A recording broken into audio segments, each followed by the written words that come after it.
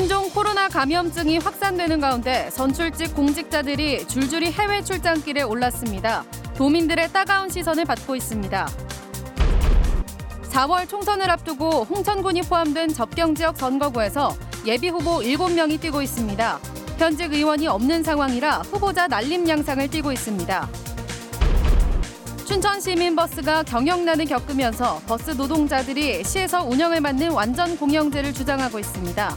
춘천시의 고민이 깊어지고 있습니다. 도심 노상주차장을 상인들이 무단 점유해 갈등이 커지고 있습니다. 행정당국에서는 뚜렷한 대안을 내놓지 못하고 있습니다. 시청자 여러분, 안녕하십니까? 신종 코로나 바이러스 감염증이 확산되는 가운데 강원도 의회 의장과 원주시장이 해외 출장을 떠나 여론의 따가운 시선을 받고 있습니다. 영월군의회 의원들까지 연이어 해외 출장길에 올라 주민들로부터 거센 비판을 받고 있습니다. 황구선 기자의 보도입니다. 원주에서 첫 의심 환자가 발생한 다음 날인 지난 28일, 원창묵 원주시장은 프랑스로 해외 출장을 떠났습니다. 원주시와 함께 유네스코 창의 도시로 선정된 프랑스 앙굴렘시에서 개최되는 만화축제에 초청을 받은 겁니다. 원 시장이 공무원 6명과 함께 6박 7일간 앙굴렘과 파리 등을 방문하는 데 드는 출장비는 한 사람당 485만 원, 총 3,400만 원입니다. 원주시는 문화도시 육성에 필요한 정책을 도입하기 위함이라 밝혔지만 시민들의 반응은 싸늘하기만 합니다. 원주시 건강도 그렇고 지금 다들 좀 뒤숭숭한데 좀 늦추어서 가셨어도 되실 것 같고 그게 그렇게 중요한 거였는지는 잘 모르겠어요. 축제에 함께 초청됐던 부천시가 일정을 전격 취소한 것과도 대조적입니다. 시민 안전을 위해서 지난해부터 계획된 프랑스 해외 출장을 포기하신 걸로 알고 있습니다. 비상시국에 자리를 비운 건 원주시뿐만이 아닙니다. 영월군 의회도 손경희 의장 등 의원 4명과 공무원 2명이 지난 29일 유럽 출장을 떠났습니다. 명목은 상동광산 개발업체가 운영하는 포르투갈 광산 견학입니다. 대한중서 파나스키와 강산 방문하는 게 이게 초청장이 와가지고요. 의원들이 이제 검토를 해가지고 1월 29일부터 2월 5일까지 8일 의원들은 우리 사무실 비용으로 하고. 한금석 강원도 의회 의장도 전국 시도의회 의장 11명이 신종 코로나 사태 등으로 일정을 취소한 유럽 출장을 강행해 빈축을 사고 있습니다. 신종 감염병 확진자가 잇따르는 가운데 생명과 안전보다 시급한 업무가 무엇인지 주민들은 묻고 있습니다. MBC 뉴스 황구선입니다.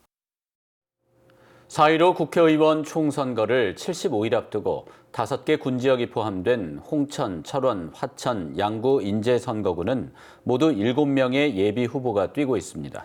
황영철 의원이 지역구 의원직을 상실하면서 후보자 날림 양상을 보이고 있는데 이들의 최우선 공약이 무엇인지 이재규 기자가 취재했습니다. 홍천, 철원, 화천, 양구, 인제 선거구는 5개 군지역이 합쳐진 초대형 선거구입니다. 황영철 의원이 지난해 10월 정치자금법 위반 혐의로 의원직을 잃으며 무주공산이 된 이곳에 출사표를 던진 예비후보자는 현재 7명. 더불어민주당 전성 예비후보는 분단이 낳은 접경지역의 한계를 법 테두리 내외부에서 모두 넘어서야 한다고 밝혔습니다.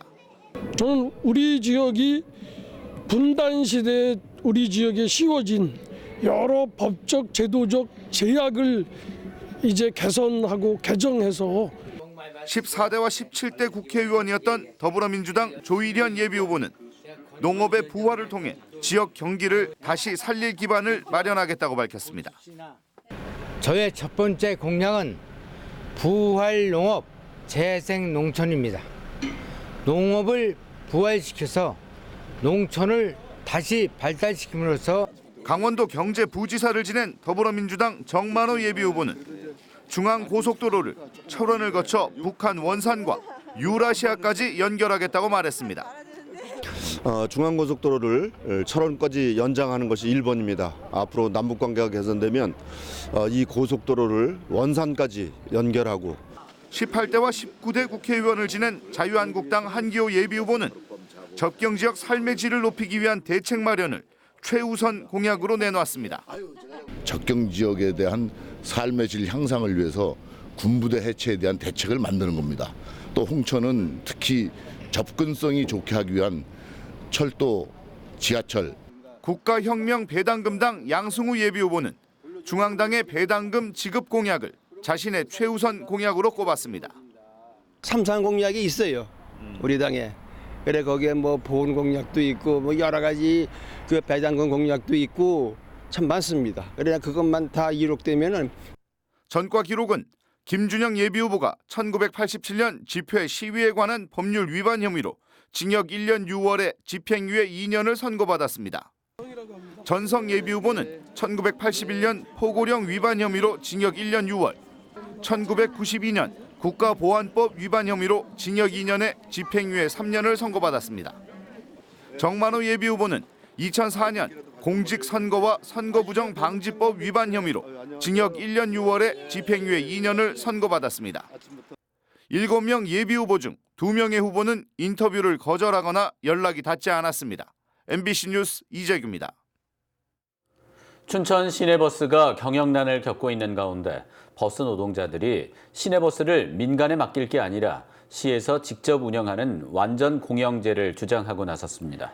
시민버스가 출범한 지 7개월밖에 안 됐는데 이런 사태가 발생하자 춘천시의 고민이 깊어지고 있습니다. 백승호 기자가 취재했습니다. 춘천 유일한 시내버스 회사인 춘천 시민버스. 출범 7개월 만에 심각한 경영난에 빠졌습니다. 버스 노동자들은 회사가 조만간 갚아야 할 부채가 15억 원에 이르는데 돈을 마련할 뾰족한 방법이 없다고 주장합니다.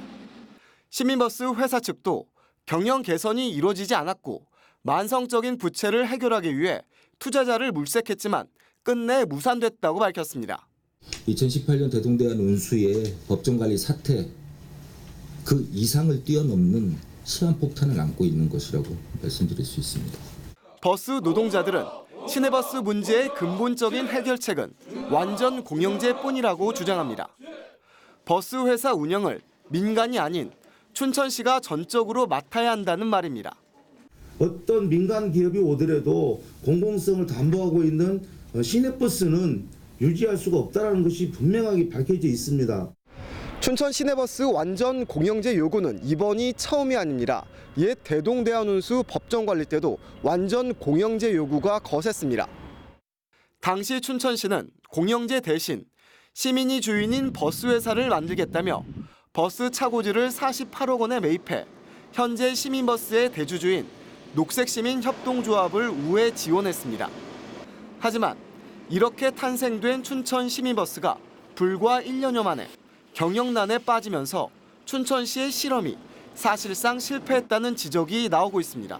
완전 공영제로 갈 것인지 다른 형태로 갈 것인지 그거는 이제 계속 만나면서 결정할 사항이지 지금 제가 어떻게 그걸 완전 공영제로 간다고 제가 얘기할 수 있겠습니까? 지난해 시내버스 노선 문제로 홍역을 겪었던 춘천시. 이번에 버스 회사 경영난까지 겹치면서 위기감이 더욱 커지고 있습니다. MBC 뉴스 백소입니다. 도심 노상주차장을 상인들이 무단 점유해 갈등이 커지고 있습니다. 주차면은 계속 늘어나고 있지만 도심지 주차난 해소에는 미치지 못하는 셈입니다. 상인들과 시민 간의 갈등이 잇따르고 있는데 행정당국에서는 이렇다 할 묘안을 찾지 못하고 있습니다. 이병선 기자입니다. A씨는 며칠 전 야간에 번화가에서 주차를 하려다 당황스러운 경험을 했습니다. 시에서 만든 무료 노상주차장에 차를 댔다가 업소 직원에게 제지당하고 자신들이 시로부터 점유할 권리를 받은 땅이라는 황당한 말까지 들어야 했습니다. 주차하면 안 돼요. 아 여기 나라 땅 아니에요? 여기 그거잖아요. 그러니까 이 그거가 나라 땅 아니에요? 여기 나이트에서 네. 6시부터는 세개정도에서 돈 주고 관리하는 거예요. 확인 결과 거짓말이었습니다. 현장에 나와봤습니다. 유흥업소가 밀집되어 있는 이곳은 차를 댈 수 있는 곳이라면 어디든지 가득 주차가 되어 있는 곳인데요. 조금만 장소를 옮겨보면 차 대신 장애물이 가득 차 있는 곳이 있습니다. 상인들이 막아둔 건데 콘이나 배너는 기본이고 심지어 시에서 나온 것처럼 주차 단속 구간이라고 적어놓기도 합니다. 이런 현상이 하루 이틀 된 얘기는 아닙니다. 2017년 이후 1,000개면이 넘는 노상 주차장이 생겼지만 무단점유 단속은 느슨해 상인들은 점차 노골적으로 자리를 차지하고 있습니다. 원주시는 현실적으로 계도 수준을 넘어선 단속은 쉽지 않다면서도 해결 방법을 찾겠다고 밝혔습니다. 그런 부분을 가서 공고를 한다거나 유료할 수 있으면 유료하고 그렇지 않으면 다른 효과적인 방법이 있다면 그런 방법을 좀 모색해서. 하지만 세금으로 만들어진 주차장을 시민이 이용하지 못하는데도 수동적으로 대응한다는 비판이 나옵니다. 일반 시민들이 시유지를 무단으로 점거하면 고발도 불사하면서 주차장 사유화에는 지나치게 관대하다는 겁니다. A씨는 단속을 할 수 있는 다른 방법이 있는데도 안전한 방법만 검토한다며 분통을 터뜨렸습니다. 다 소송을 걸 수 있잖아요. 이런 피해를 끼치는 거에 대해서. 그래서 이게 잘 찾아보면 그런 걸 다 회수할 수도 있고 이 광고하는 거에 대해서 벌금도 먹일 수 있어요. 그런데 안 하는 거죠. MBC 뉴스 이병선입니다.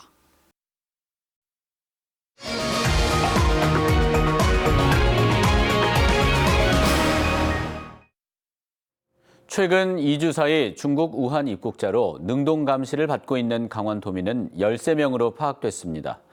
보건복지부에 따르면 1월 13일부터 26일까지 중국 우한에서 입국한 사람 2,991명 가운데 강원도민은 13명이며 이와 별개로 국내 신종 코로나 확진 환자와 접촉한 도민은 3명입니다.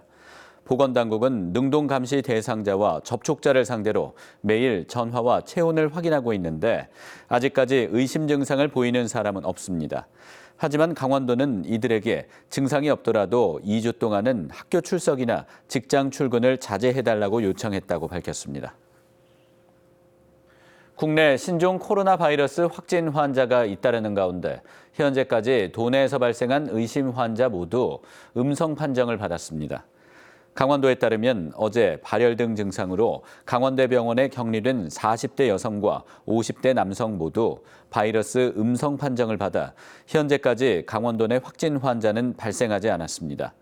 중국을 다녀온 뒤 폐렴 증상을 보여 강원대병원과 강릉의료원에 격리된 의심 환자는 현재까지 8명으로 모두 음성 판정을 받았습니다. 강원도 초등교사 임용시험 최종 합격자가 정원보다 51명가량 미달됐습니다. 2020학년도 강원도 공립초등학교 교사 임용 후보자 선정 경쟁시험 결과 233명의 모집 정원 중 182명이 최종 합격해 정원을 채우지 못했습니다. 2016년 125명, 2017년 134명, 2018년 38명, 2019년 69명의 정원이 미달됐습니다.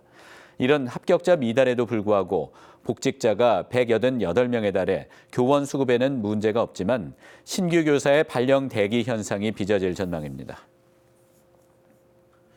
춘천 출신 성지용 서울고등법원 부장판사가 춘천지방법원장으로 발령났습니다. 대법원은 오늘 실시한 고위법관 인사에서 춘천지방법원장에 춘천 출신인 성지용 서울고법 부장판사를 임명했습니다.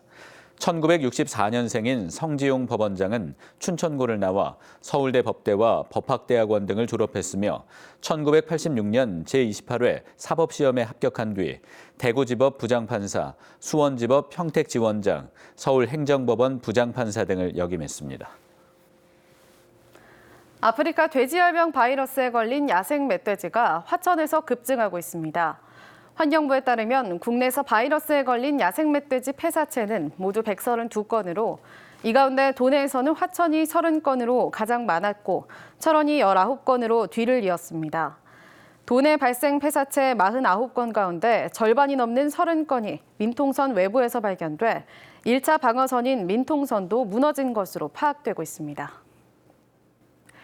춘천과 원주, 강릉 등이 쌓여있는 미분양 때문에 또다시 미분양 관리 지역으로 지정됐습니다. 주택도시보증공사는 춘천과 원주, 강릉, 동해 등 4곳을 비롯해 전국 36개 지역을 제41차 미분양 관리 지역으로 지정했습니다. 지난해 12월 말 기준으로 미분양 주택은 원주 1,763세대, 춘천 777세대, 동해 750세대로 미분양 해소 저조와 우려, 모니터링 필요를 이유로 오는 7월 말까지 미분양이 445세대인 강릉은 5월 말까지 관리 기간이 적용됐습니다. 동춘천 일반산업단지가 강원도의 기업 유치 촉진 지구로 지정돼 분양률이 높아질지 관심이 모아지고 있습니다. 춘천시는 지난 2017년 준공된 동춘천 일반산업단지가 강원도 기업투자 촉진지구로 지정돼 앞으로 3년간 기업투자 보조금 지원 비율이 지금보다 5% 추가된다고 밝혔습니다. 또 폐수 배출과 물류 보조금, 전기요금 지원 보조금 가운데 한 개를 선택해 지원받는 등 기업 이전과 신증설 부담이 줄어들 전망입니다. 현재 동춘천 산업단지의 분양률은 60%에 불과해 활성화 대책이 필요한 상태입니다. 농촌 관광시설에 대한 안전점검 결과 대부분 소방과 대피시설을 갖추고 있지만 12.5%는 시정 조치가 필요한 것으로 드러났습니다. 춘천시가 지난달부터 농촌 관광시설 224곳에 대한 안전점검을 실시한 결과 대상 시설의 87.5%는 안전관리 책임자의 소방안전교육과 피난, 방화시설 등 안전시설물을 운영하고 있습니다. 하지만 12.5%는 화재 감지기 배터리 방전과 소화기 배치 상태 불량 등 시설 조치 대상물로 밝혀졌습니다. 이상으로 뉴스데스크 강원을 마칩니다. 시청해주셔서 고맙습니다.